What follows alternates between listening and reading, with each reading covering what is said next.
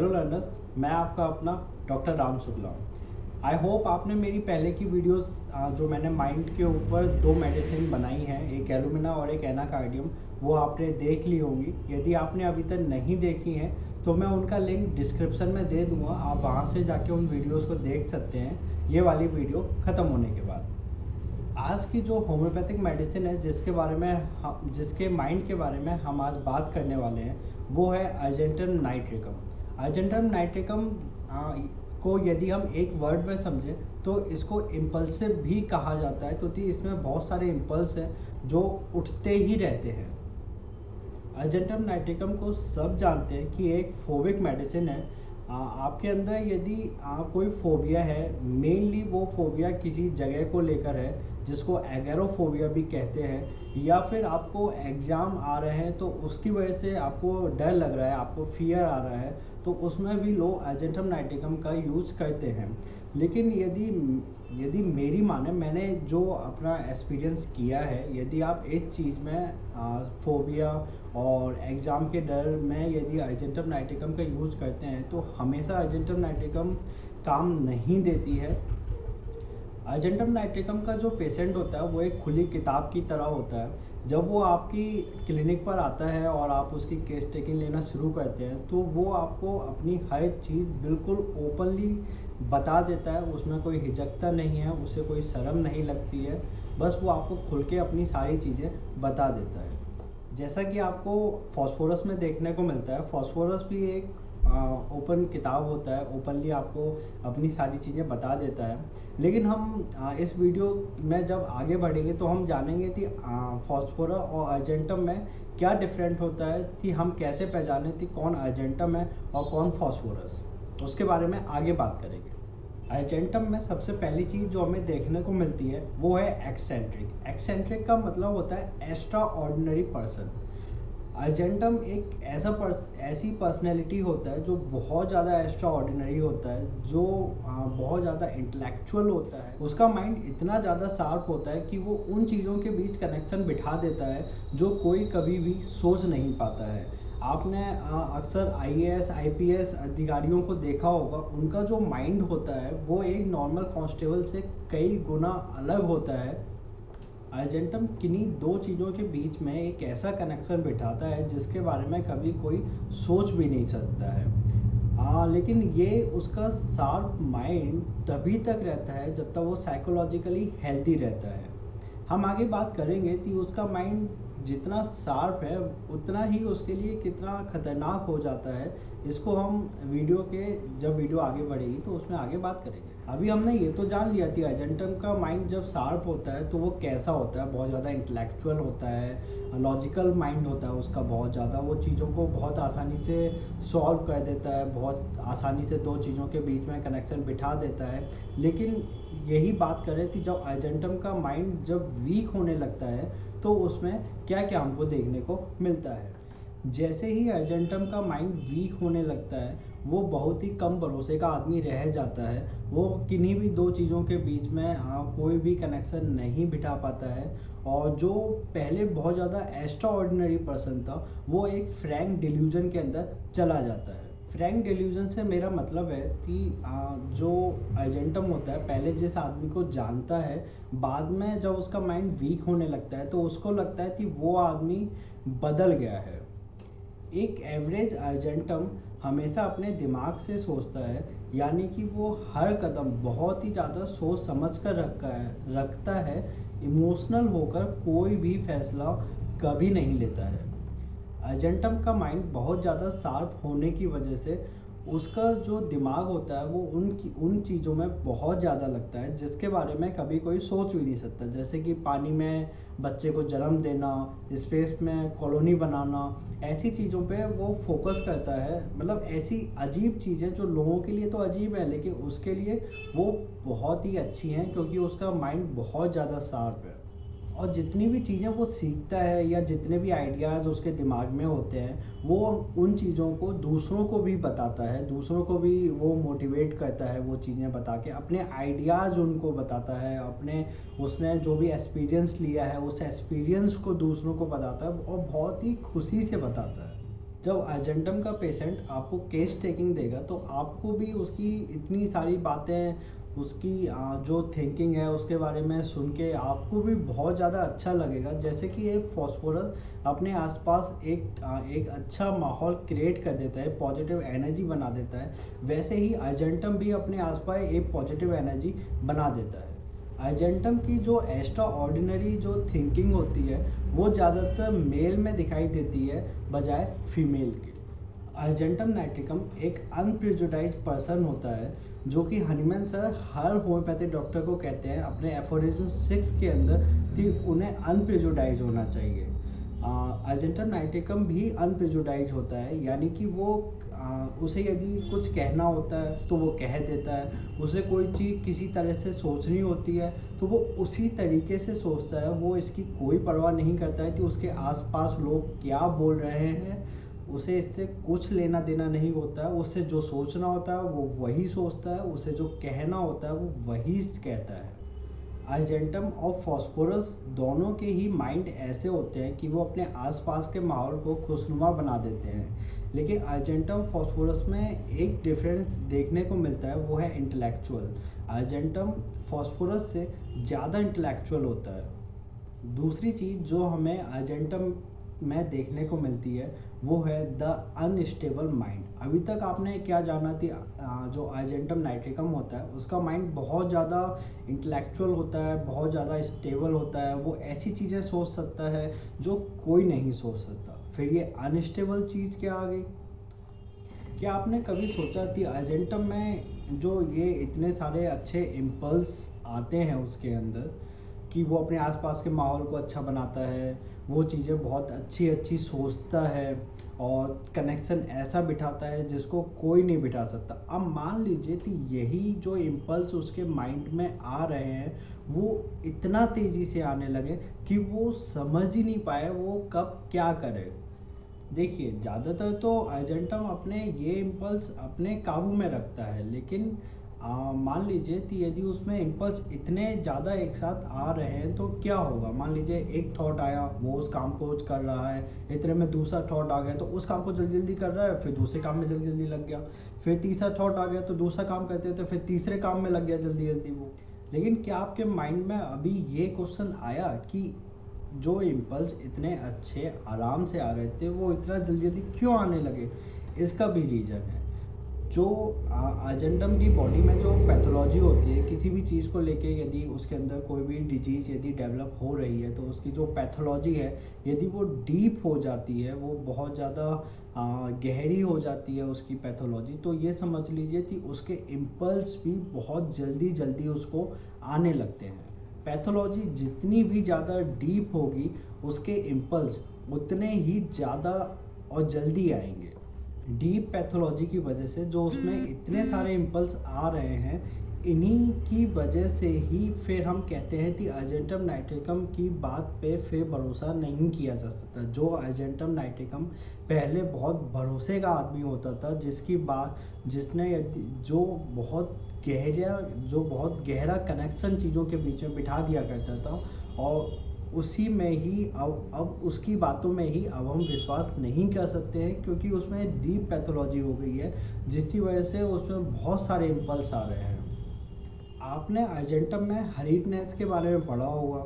मैं आपको बताता हूँ वो हरीडनेस होती क्यों है। जब भी अर्जेंटम में डीप पैथोलॉजी होती है जिसकी वजह से उसमें बहुत सारे इम्पल्स आते हैं, और इस बहुत सारे इम्पल्स को आना आप उसका एक अलार्म समझ लीजिए, एक हरीडनेस का।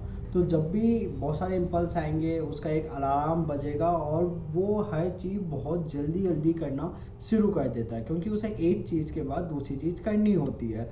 यही बात यदि आप एलुमिना की करें, हमने एलुमिना में ही पढ़ा था कि वो भी बहुत ज़्यादा हरी रहती है, वो भी बहुत चीज़ों को बहुत जल्दी जल्दी करती है, लेकिन वो एम लेस होती है। उसका ये नहीं होता है कि वो एक काम ख़त्म करके फिर उसे दूसरा काम करना है, ऐसा नहीं होता है। वो बस उसी काम को ख़त्म करना चाहती है। जबकि अर्जेंटम के अंदर क्या होता है कि वो एक काम के बाद दूसरा काम करना चाहता है, उसके बाद तीसरा काम, उसके बाद चौथा काम, उसके इम्पल्स ऐसे आते ही जाते हैं। यही रीज़न होता है कि अर्जेंटम में हरीडनेस पाई जाती है। और इसी हरीडनेस की वजह से ही अर्जेंटम के अंदर एक एंजाइटी डेवलप हो जाती है, जो कि एक फियर के रूप में हमको दिखाई देती है। मान लीजिए अर्जेंटम को फियर जो आप देखेंगे, अर्जेंटम के अंदर जो फियर हमें देखने को मिलता है, या तो आपको ये फियर देखने को मिलेगा कि वो एक ऊंची बिल्डिंग पे खड़ा है, उधर से नीचे की तरफ देखता है तो वो डर जाता है और उछल जाता है उधर से। दूसरा फियर हमें अर्जेंटम में ये देखने को मिलता है कि उसे ऐसा लगता है जो ऊंची बिल्डिंग है वो यदि जब उसको देखता है तो वो उसके ऊपर गिर पड़ेंगी। ऐसी चीज़ हमें थूजा के अंदर भी देखने को मिलती है। थूजा के अंदर क्या होता है कि उसको जो सपने आते हैं वो ऐसे आते हैं कि वो ऊंची बिल्डिंग से नीचे गिर रहा है। ये थूजा के गिल्ट को दर्शाते हैं, या फिर उसे ये डर होता है कि उसने कोई गलती कर दी है और उसे उसकी सज़ा मिलने वाली है। तीसरा फोबिया जो आपको अर्जेंटम में देखने को मिलता है वो है क्लेस्ट्रोफोबिया। और सब जानते हैं कि क्लेस्ट्रोफोबिया में जो छोटी जगह होती है वहाँ पे जाने में एक एंजाइटी डेवलप हो जाती है। तो ये चीज़ भी आपको कुछ अर्जेंटम में देखने को मिलती है। हालांकि क्लेस्ट्रोफोबिया आपको नेट्रम म्यूल में ज़्यादा देखने को मिलेगा अर्जेंटम नाइटिकम से। एक और फियर आपको अर्जेंटम में देखने को मिलेगा और वो है एंथ्रोफोबिया। एंथ्रोफोबिया का मतलब होता है फियर ऑफ पीपल। उसे लोगों से डर लगता है। यदि मान लीजिए अर्जेंटम आपकी क्लिनिक में आया, आप उसकी केस टेकिंग कर रहे हैं, तो वो आपसे अपनी नज़रें नहीं मिला पाएगा, या फिर यदि दरवाजे के आसपास कोई है तो उसे ऐसा लगेगा कि उसकी बातें कोई बाहर से सुन रहा है। तो उसमें एंथ्रोफोबिया भी देखने को मिलता है कुछ अर्जेंटम नाइटिकम में। एक और चीज़ अर्जेंटम में देखने को मिलती है वो है एक्सेसिव रिमोर्स। उसमें गिल्ट इतना ज़्यादा होता है कि वो हर चीज़ के लिए माफ़ी ही मांगता रहता है, चाहे उसकी गलती हो भी या नहीं भी। मान लीजिए आप उसकी केस टेकिंग कर रहे हैं और केस टेकिंग करते करते यदि समय ज़्यादा हो जाए तो उसके लिए भी वो आपसे माफ़ी मांगने लगेगा कि मुझे माफ़ कर दीजिए, मेरी वजह से बहुत लेट हो गया। एक एगेरोफोबिया देखने को मिलता है जिसके बारे में आपको पहले ही बता चुका हूँ कि उसे किसी पर्टिकुलर जगह पर जाने में या फिर कोई भी ओकेजन होते हैं उधर जाने में उसको डर लगता है। अर्जेंटम नाइटिकम में आपको फियर ऑफ डेथ की कुछ डिग्री देखने को मिलती है। हालांकि फियर ऑफ डेथ आपको एकोनाइट और आर्सेनिक में बहुत ज़्यादा देखने को मिलता है। एकोनाइट का जो फियर ऑफ डेथ होता है वो आपको डेट और टाइम, यहाँ तक कि टाइम भी आपको बता देता है एकोनाइट का पेशेंट कि वो इतने बजे मर जाएगा। जबकि आर्सेनिक का जो फियर ऑफ डेथ होता है वो बस प्रेडिक्ट करता है कि वो 4-5 दिन में ही ख़त्म हो जाएगा। एक और एंजाइटी अर्जेंटम नाइटिकम के पेशेंट में देखने को मिलती है वो है एंटिसिपेटरी एंजाइटी। उसे डर लगता है कि फ्यूचर में कुछ ना कुछ गलत हो सकता है। अब ये एंजाइटी किसी से मिलने को भी हो सकती है कि मान लो वो किसी से मिलने जा रहा है तो उसे लग रहा है कुछ गलत हो सकता है, या फिर किसी जगह पर जाने से भी हो सकती है। हो सकता है वो किसी पार्टी में जाना चाहता है, मंदिर वगैरह में जाना चाहता है, जिसकी वजह से उसे डर लग रहा है कि उसके बाद कुछ बुरा हो सकता है। ये एंजाइटी इतनी ज़्यादा होती है कि उसे पल्पिटेशन महसूस होते हैं और कुछ में तो डायरिया भी देखने को मिलता है। ये डायरिया वही है जो आप एलन की नोट या बाकी की बुकों में पढ़ते हैं, जिसमें लिखा हुआ है apprehension when ready for church और ओपेरा डायरिया सेट्स इन। ये उसकी एंटिसिपेटरी एंजाइटी होती है जिसकी वजह से उसके अंदर ये डायरिया उसको हो जाता है। और इसका रीज़न यही होता है कि उसको ये लगता है कि वो जो भी काम करने जा रहा है या किसी से मिलने जा रहा है या तो कहीं जा रहा है, उस जगह पे जाके कुछ ना कुछ बुरा हो जाएगा। अगली चीज़ जो हमें अर्जेंटम में देखने को मिलती है वो है कंपनी डिजायर। अर्जेंटम को कंपनी डिजायर होती है, लेकिन उसकी एक कंडीशन होती है कि जब उसमें जो एंजाइटी डेवलप हो गई है, उस एंजाइटी की वजह से वो बहुत ज़्यादा पैनिक है, उसमें पैनिक अटैक आ सकते हैं। इसलिए वो किसी ना किसी को ढूंढता है जिससे वो बात कर सके, अपनी दिक्कत उसे बता सके, वो उसे सॉल्व कर दे। वो तो अर्जेंटम में जो कंपनी डिजायर होती है उसकी एक कंडीशन होती है कि अर्जेंटम बहुत ज़्यादा एंजाइटी में है। अच्छा, यही कंपनी डिजायर आपको फास्फोरस में भी देखने को मिलती है। वही जब एंजाइटी होती है तो फॉस्फोरस को भी कंपनी की डिजायर होती है, लेकिन फॉस्फोरस और अर्जेंटम नाइट्रिकम में एक डिफरेंस है। अर्जेंटम में कंपनी डिजायर तभी होता है जब वो एंजाइटी में होता है, जबकि फॉस्फोरस में कंपनी डिजायर सिर्फ तभी फॉस्फोरस में कंपनी डिजायर उसका एक जनरल फीचर है, आपको वो नॉर्मली देखने को मिलता है कि फॉस्फोरस में कंपनी डिजायर है, चाहे वो फियर की स्टेज में है, एंजाइटी की स्टेज में है या नहीं। अगली चीज़ जो हमें अर्जेंटम में देखने को मिलती है वो है सोशल एनिमल। कुछ अर्जेंटम आपको ऐसे मिलेंगे जो कि सोशलिस्ट होते हैं और कुछ अर्जेंटम आपको ऐसे मिलेंगे जो कि अकेले रहना पसंद करते हैं। ये चीज़ तो आप जान ही चुके हैं कि अर्जेंटम और फॉस्फोरस दोनों के माइंड ऐसे होते हैं कि वो अपने आसपास के माहौल को बहुत खुशनुमा बना देते हैं, लेकिन अर्जेंटम फॉस्फोरस से ज़्यादा इंटेलेक्चुअल होता है। दूसरी चीज़ आप ये जानते हैं कि जो अर्जेंटम होता है वो उसके बहुत ज़्यादा फ्रेंड नहीं होते हैं, वो ज़्यादा फ्रेंड नहीं बना पाता है।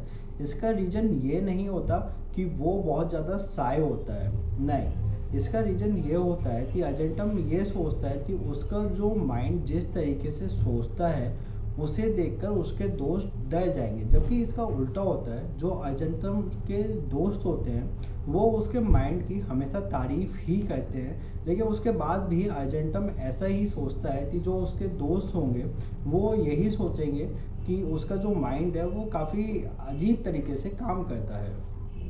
अर्जेंटम नाइट्रिकम एक फ्री माइंडेड पर्सन होता है और ये हम जान चुके हैं कि वो अनप्रेजुडाइज होता है, उसे कोई फ़र्क नहीं पड़ता उसके आसपास के लोग क्या बोल रहे हैं, उसे जो जिस हिसाब से सोचना होता है वो उसी हिसाब से सोचता है, उसे जो करना होता है वो उसी हिसाब से करता है, उसे जो बोलना होता है वो वही बोलता है, वो बिल्कुल परवाह नहीं करता उसके आसपास के लोग क्या सोच रहे हैं और क्या बोलेंगे। सल्फ़र की तरह ही अर्जेंटम नाइट्रिकम को भी अपने आइडियाज़ बताना बहुत पसंद है, बहुत ज़्यादा एक्सप्रेस करता है वो भी सल्फ़र की तरह, लेकिन सल्फ़र का जो फ्लो होता है बताने का वो अर्जेंटम का बिल्कुल भी नहीं होता है। अर्जेंटम नाइट्रिकम एक बहुत ही रोमांटिक पर्सन होता है और उसका लिबिडो भी हमेशा हाई ही रहता है। अर्जेंटम नाइट्रिकम एक फैसिनेटिंग कॉन्स्टिट्यूशन वाला पर्सन होता है, यानी कि वो हर किसी को अपनी ओर आकर्षित कर लेता है। एक आखिरी चीज़, जब अर्जेंटम नाइट्रिकम अपनी हेल्दी मेंटल स्टेट में होता है तो वो बहुत ज़्यादा लॉजिकल होता है, चीज़ों की आपस में कनेक्शन बिठाने की बहुत अच्छी काबिलियत उसके अंदर होती है। इसके अलावा वो बहुत ज़्यादा ब्राइट होता है और एक्सेंट्रिक होता है और फॉस्फोरस से ज़्यादा इंटेलेक्चुअल होता है, लेकिन सल्फ़र से कम इगोइस्टिक होता है। आई होप अब आप समझ चुके होंगे कि अर्जेंटम नाइट्रिकम का माइंड कैसा होता है। अर्जेंटम नाइट्रिकम एक बहुत ही ज़्यादा ब्रिलियंट आदमी होता है, बस आप इतना ही याद रखिए कि वो बहुत ज़्यादा ब्रिलियंट आदमी है कि वो हर चीज़ के बीच में कनेक्शन बिठा सकता है, हर चीज़ का रास्ता वो निकाल सकता है जब वो अपनी हेल्दी मेंटल स्टेट में होता है। अब उसके अंदर कोई पैथोलॉजी हुई, कोई डिजीज़ उसके अंदर डेवलप होना शुरू हुई, अब यही जो उसके माइंड के जो इम्पल्स थे वो जो एक एक करके आ रहे थे वो थोड़े से ज़्यादा हो गए आने। अब यही पैथोलॉजी यदि जब उसकी और डीप हो जाती है तो उसके यही इम्पल्स बहुत सारे हो जाते हैं, आपस में आने लगते हैं, जिसकी वजह से वो चीज़ों को बहुत जल्दी जल्दी करने लगता है। एक चीज़ ख़त्म करता है, फिर दूसरी करता है, फिर तीसरी करता है, लेकिन बहुत जल्दी जल्दी करता है। इसी जल्दी जल्दी के चक्कर में उसके अंदर एंजाइटी पैदा हो जाती है और ये एंजाइटी उसके अंदर फियर के रूप में दिखाई देती है। अब ये फियर आप चाहे ऊंचाई से नीचे देखने में उसको हो सकता है, ये फियर ये भी हो सकता है कि उसके ऊपर बड़ी बिल्डिंग उसके ऊपर गिर पड़ेगी, ये फियर किसी से मिलने में भी हो सकता है, ये फियर किसी जगह पर जाने में भी हो सकता है, ये फियर क्लेस्ट्रोफोबिया भी हो सकता है, ये फियर एंथ्रोफोबिया भी हो सकता है, जिसमें वो लोगों से मिलने में उसको डर लगता है और उसमें एक एंटीसिपेटरी एंजाइटी भी डेवलप हो जाती है, जिसकी वजह से आपको उसके अंदर पल्पिटेशन और डायरिया की शिकायत देखने को मिल सकती है। यानी कि जब तक अर्जेंटम नाइट्रिकम में कोई भी डिजीज़ पैथोलॉजी नहीं होगी तब तक अर्जेंटम नाइटिका अपने आप में बहुत ज़्यादा ब्रिलियंट पर्सन होता है। लेकिन जैसे ही कोई पैथोलॉजी उसके अंदर हो जाती है, उसकी जो काबिलियत होती है, जो वो बहुत ज़्यादा माइंडेड होता है, वो धीरे धीरे कम होना शुरू हो जाती है। आई होप आपको ये वीडियो पसंद आया होगा। यदि आपको अर्जेंटम नाइटिकम के माइंड को लेके अभी भी कोई डाउट है तो आप नीचे कमेंट कर सकते हैं, या मैंने आपको जो भी चीज़ें बताई आपको उसमें कुछ भी समझ में नहीं आया है तो भी आप मुझे नीचे कमेंट करके बता सकते हैं। बाकी आप चैनल को सब्सक्राइब कर लीजिए और ऐसी वीडियोज़ आगे भी आती रहेंगी। Thank you.